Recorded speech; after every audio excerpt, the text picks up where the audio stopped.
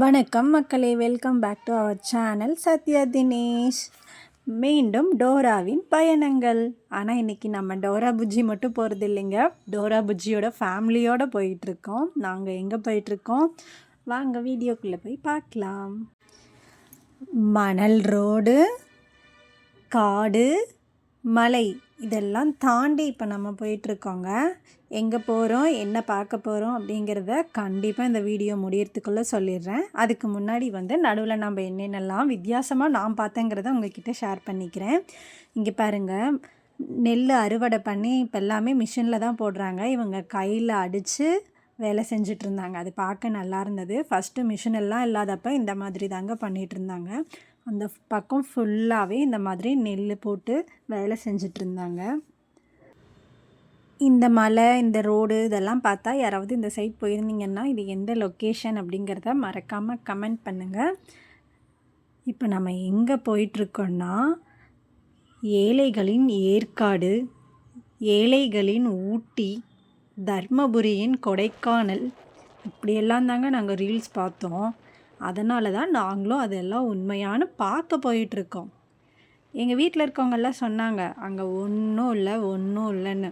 இல்லை, நீங்கள் எல்லோரும் எங்களை போய் சொல்லி ஏமாத்துறீங்கன்ட்டு நாங்கள் எல்லாருமே பார்க்க போயிட்டுருக்கோங்க. நீங்களும் வாங்க, அங்கே என்ன தான் இருக்குன்னு பார்த்துடலாம்.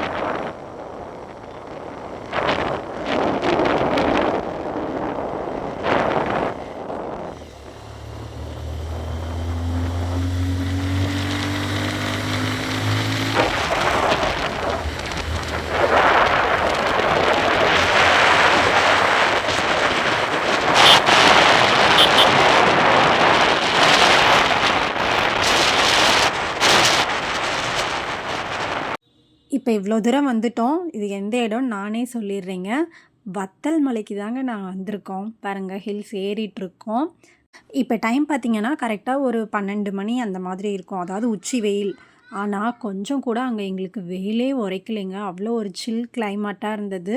வெயில் அடிக்குது, கீழே ஷேடோ தெரியுது, ஆனால் கொஞ்சம் கூட வெயிலே இல்லை.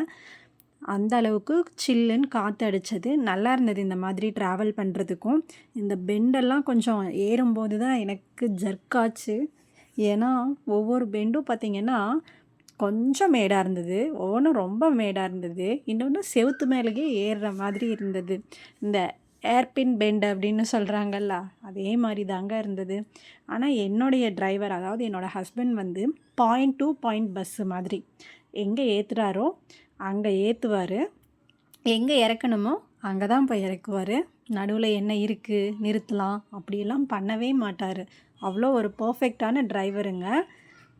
பாருங்கள், நம்ம இப்போ மலையில் எவ்வளோ ஹைட் வந்திருக்கோங்கிறது பக்கத்தில் இருக்க மலையை பார்க்கும்போது உங்களுக்கு தெரியும். இந்தளவு ஹைட்டாக நின்று கீழே பார்க்கும்போது அடிவயிறெல்லாம் புரட்ட ஆரம்பிச்சிருச்சுங்க எனக்கு. ஆனால் நம்ம அந்த பக்கம் திரும்பக்கூடாது. ஏன்னா அப்போ தானே நம்ம எதை பார்க்க வந்தோம், என்ன இருக்குதுன்னு நம்ம கண்டுபிடிக்க வந்திருக்கோம். அது எல்லாமே நம்மளால் கண்டுபிடிக்க முடியும். கண்ணை மூடிட்டு கம்முன்னு போயிடணும். ஒரு வழியாக நம்ம மேலே வத்தல் மலைக்கு வந்தாச்சுங்க. இவ்வளோ ஹைட்டில் இங்கே பாருங்கள் எவ்வளோ வீடு இருக்குன்ட்டு. இங்கேயும் அவ்வளோ ஜனங்க இருக்காங்க. இவங்களுக்குன்னு ஸ்கூல், ஹாஸ்பிட்டல்ஸ் எல்லாமே அங்கே இருக்குது. ஆனால் ஏதாவது வேணும் அப்படின்னா அவங்க கீழே வரத்துக்கு போகிறதுக்கும் இந்த மினி பஸ் அந்த மாதிரி போகும் போல் இருக்குது. இப்போ நம்ம சோழர்கள் வாழ்ந்த இடத்த கண்டுபிடிச்சிட்டோம் அப்படிங்கிற மாதிரி தாங்க. கடைசியில் கொண்டு அந்த பாயிண்ட் டு பாயிண்ட் கடைசி ஸ்டாப்பிங்கில் என் வீட்டுக்காரர் இறக்கி விட்டுட்டார். பார்த்தா இந்த வட்டை கிணறு இருக்குங்க, நல்லா பெரிய கிணறு. வடிவேலு காமெடியாட்டம் ஆகிடுச்சு, வட்டை கிணறு வத்தாத கிணறுன்னு. அந்த எண்ட் பாயிண்டில் இது தாங்க இருந்தது. எங்கள் வீட்டில் இருக்கவங்க சொன்னாங்க, வீட்டுக்காரர் சொன்னார், எல்லோரும் சொன்னாங்க வத்தல் மலையில் ஒன்றும் இல்லைன்ட்டு. இப்போ நாங்களும் சொல்கிறோம் அங்கே ஒன்றும் இல்லைங்க, அந்த கிணறு தான் இருக்குது லாஸ்ட்டில். அந்த பக்கம் வியூ பாயிண்ட் இருக்குது அப்படின்ட்டு தம்பி கூட்டிகிட்டு போகிறான். அங்கே நடந்த காமெடி நீங்களே கேளுங்க.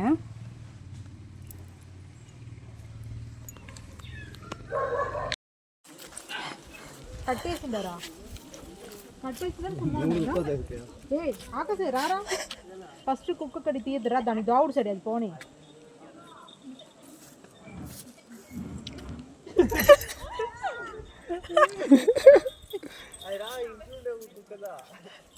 மன அமைதியாக போகல. பார்த்தீங்களா எவ்வளோ டாக்ஸுன்னு. ஏன் அவர் பயப்படாமல் போகிறாருன்னா, அவர் இந்த மாதிரி ஆல்ரெடி நிறையா நாய்க்கிட்ட கடி வாங்கியிருக்காரு. அவரை ஃபாலோ பண்ணி என் கூட வந்த டோரா புஜ்ஜி ஃபேமிலிஸ் எல்லாருமே போயிட்டுருக்கோம். என்னோடய புஜ்ஜி தாங்க அந்த நாய்க்கிட்ட கடி வாங்கினவரே. அப்புறமா பார்த்தா இங்கே ஒரு அழகான சிவன் கோயில் இருந்தது. எனக்கு ரொம்ப பிடிச்சிருந்தது. அதுவும் அங்கே இருந்தவரோட பேர் என்ன தெரியுமா? அந்த போர்டில் பாருங்கள் நீங்களே, அண்ணாமலையார் கோயில்.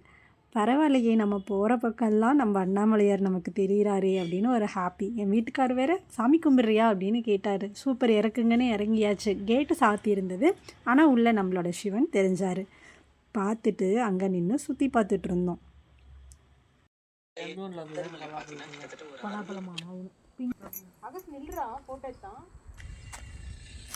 அந்த வாட்டர் ஃபால்ஸ் எங்கே இருக்குங்கய்யா?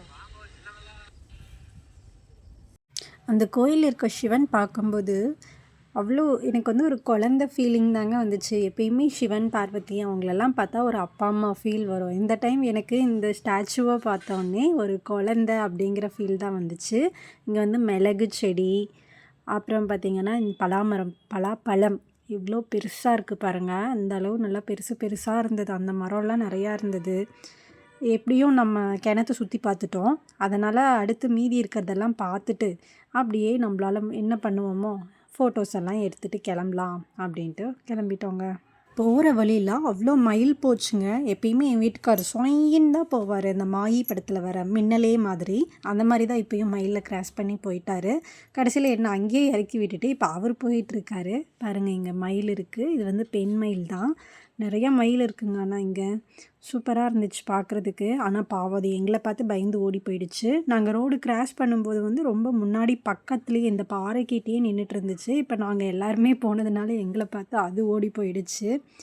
மறுபடியும் இன்னொரு பக்கமும் அதே மாதிரி மயில் வந்து ரோடு கிராஸ் பண்ணி அந்த சைட் போச்சு. அதுவும் நல்லா இருந்தது பார்க்குறதுக்கு. சரி, இவ்வளோ தூரம் வந்துட்டோம், அந்த ஏர்பின் பெண்ட்லையாவது நிறுத்துங்க, அங்கேருந்து ஃபோட்டோஸாவது எடுத்துகிட்டு போகலாம் அப்படின்ட்டு நானும் ஒரு பெண்டாக காட்டிகிட்டு இருக்கேன். என் வீட்டுக்கார் நெக்ஸ்ட் பெண்டில் நிறுத்துறேன்ட்டு அவர் எங்கே பெண்டாகி நின்றுட்டுருக்காரு பார்த்தீங்களா? இந்த பெண்டில் தான் நிறுத்தினார். அங்கேருந்து வியூ சரியாக தெரியலை. அதனால் நம்ம என்ன பண்ணோம், நம்ம வண்டியை எடுத்துகிட்டு இன்னொரு பெண்டுக்கு போயிட்டோம். அந்த இடத்துல நல்லா குட்டியாக செவுரெல்லாம் கட்டி வச்சு சூப்பராக இருந்தது. அங்கேருந்து பார்க்க நல்லா இருந்தது. பாருங்கள், இந்த செவுரு தான் இது. இந்த வியூ பாயிண்ட் நல்லா இருந்துச்சு. சரி, வந்ததுக்கு இங்கே நின்று நிறையா ஃபோட்டோஸ் எடுக்கலாம் அப்படின்ட்டு ஃபன் பண்ணிவிட்டு ஃபோட்டோஸ் எடுத்துகிட்டு இருந்தோம். இங்கே பாருங்கள், இவ்வளோ ஹைட் வந்து யாரோ என்னோடய பேரை அந்த கல்வெட்டில் பதிச்சு வச்சுட்டு போயிருக்காங்க. இவன் தாங்க என்னுடைய புஜ்ஜி. எங்கே ஏறி நின்று ஏசுநாதன் மாதிரி போஸ் கொடுத்துட்ருக்கா பார்த்திங்களா? நாங்கள் ஃபோட்டோ எடுக்கிறேன்ட்டு அங்கே ஏறி நின்றுட்டுருக்கான். ஆனால் சூப்பராக இருந்ததுங்க. எல்லோரும் அங்கங்கே ஏறி நின்று ஃபோட்டோஸ் எடுத்துகிட்டு இருந்தாங்க. ஹைட்டில் இருந்து பார்க்கும்போது தான் கொஞ்சம் பயமாக இருந்தது. காலெல்லாம் நடுங்க ஆரம்பிச்சிடுச்சு. என் வீட்டுக்கார் கொஞ்சம் திருந்திட்டார் பாருங்க. வீடியோ எடுத்தால் ஹாய் சொல்கிறாரு. ஏன்னா எப்படியே எடுத்துகிட்டு தான் இருக்கா, அதனால் நம்ம ஹாய் சொல்லிடலான்னு சொல்லிட்டார் போல். நாங்கள் எல்லாம் தாங்க போயிருந்தோம். சூப்பராக இருந்தது இந்த ரைடு. அப்புறம் கீழே அப்படியே இறங்கி வரும்போது கை கால் எல்லாம் ஆட்டிக்கிட்டு வந்துட்டு இருந்தோம். ஏன்னா வண்டி நம்ம ஓட்ட போகிறதில்ல, சும்மா தானே பின்னாடி உட்காந்துட்டு போகிறோம், கத்திக்கிட்டே போவோன்ட்டு போயிட்டே இருந்தோம். சூப்பராக இருந்தது.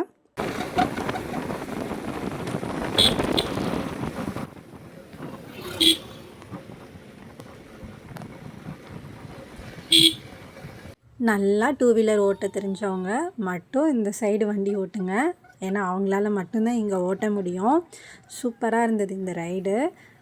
நாங்கள் ஜாலியாக என்ஜாய் பண்ணோம். ஆக்சுவலி இது வந்து சீசன் டைமில் போயிருந்தா இன்னும் அந்த ஃபால்ஸு அதெல்லாம் கிளைமேட்டு இது நல்லா இருந்திருக்கும்னு நினைக்கிறேன். நாங்கள் போனப்போ வந்து அங்கே யாருமே இல்லை. ரோடே பார்த்திங்களா எந்த அளவு ஃப்ரீயாக இருக்குன்ட்டு.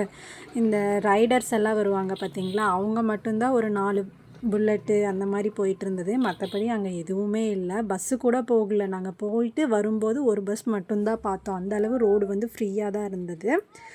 இவ்வளோ தூரம் வந்துட்டோம்ல, பசிக்கும்ல அப்படின்ட்டு நாங்கள் அடுத்து சாப்பிட போயிட்டோங்க. பார்க்கவே சூப்பராக இருக்குது இல்லைங்க?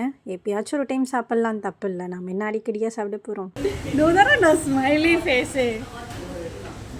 சாப்பிடும்போதெல்லாம் என் வீட்டுக்காரை டிஸ்டர்ப் பண்ணக்கூடாதுங்க. அவர் எதுவும் ரியாக்ட் பண்ண மாட்டார் வீடியோ எடுத்தாலும். எல்லோரும் ஜாலியாக ஒரு ரவுண்டு கட்டி உட்காந்து சாப்பிட்டுட்டு இருந்தோம். இவர் வந்து ரொம்ப வெட்கப்படுவார் பாருங்கள், ஃபோன் எடுத்து மூஞ்சி முடிக்குவார். ஏன்னா அவர் வீடியோ எடுக்கக்கூடாதான், அவ்வளோ ஒரு ப்ரைவசி அவருக்கு. இந்த வீடியோ இதோட முடிஞ்சதுங்க. இந்த வீடியோ எவ்வளோ பொறுமையாக பார்த்ததுக்கு ரொம்ப ரொம்ப ரொம்ப தேங்க்ஸ். நான் வந்து நேச்சுரலாகவே நான் எப்படி பேசுகிறேனோ அப்படி தாங்க பேசியிருக்கேன். உங்களுக்கு பிடிச்சிருந்தது அப்படின்னா லைக் பண்ணுங்கள், ஷேர் பண்ணுங்கள், மறக்காமல் நம்ம சேனலை சப்ஸ்கிரைப் பண்ணிக்கோங்க. இதில் வந்து லாஸ்ட்டாக என்னோடய ஃபோட்டோ எனக்கு பிடிச்ச கிளிக்காக நான் ஆட் பண்ணியிருக்கேன். தேங்க்ஸ் ஃபார் வாட்சிங். பாய்.